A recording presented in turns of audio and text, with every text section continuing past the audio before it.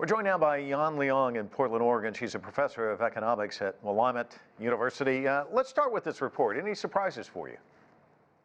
Good to talk to you, Mike. I don't think there's anything sort of surprising. We know that the industrial output is growing at a healthy pace because of the power crunch has been eased.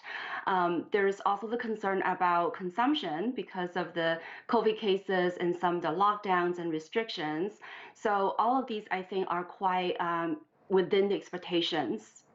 What about domestic, international? I mean, the one thing, it seems like the domestic numbers are helping to keep the economy up, but China does so much trade overseas, and so many countries are being battered because of the coronavirus. It's got to be impacting in that respect. Yeah, actually, November, China's export has jumped by 22%, and its imports have also surged by 31.7% in November year on year. So these exports provided very, important demand to drive China's economic growth. So in some ways, these export growth is able to compensate for the slowdown in the retail sales expansion.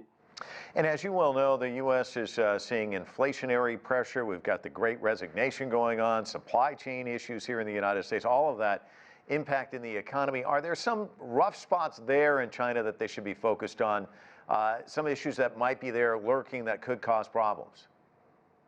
Right, absolutely. So there is the sort of commodity price increases all around the world, going, from raw materials to energies. So that definitely drags on China's industrial growth.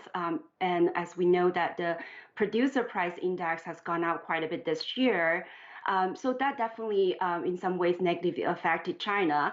On top of that, China has been, implementing the zero COVID tolerance policy. So in the past 10 days, for example, when Zhejiang provinces found, 100 cases of COVID, that led to some shutdowns of factories. And Zhejiang is one of the biggest, manufacturer sites. So there are all these domestic, international issues, both because of the supply chain outside of, China that has been congested, but also because of China's own COVID policies. So all these would lead to some supply side challenges.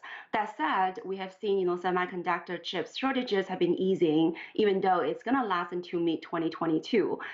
But overall, I think China is still in a pretty good spot when it comes to the supply side resilience.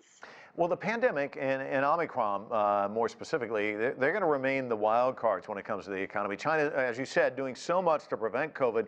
But with the Olympics coming, you're going to get athletes, coaches, staff coming into the country from other places. And you're looking at what's happening here in the United States with sports teams.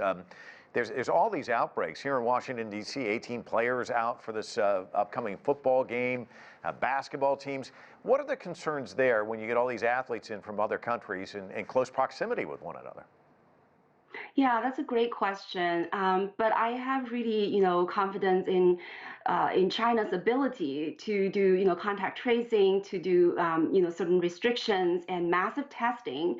Right now, China is rolling out, this massive vaccination campaign for, ages 3 to 11. And for a country of like 1.4 billion people, there have been 2.62 billion doses of vaccines have been, administered.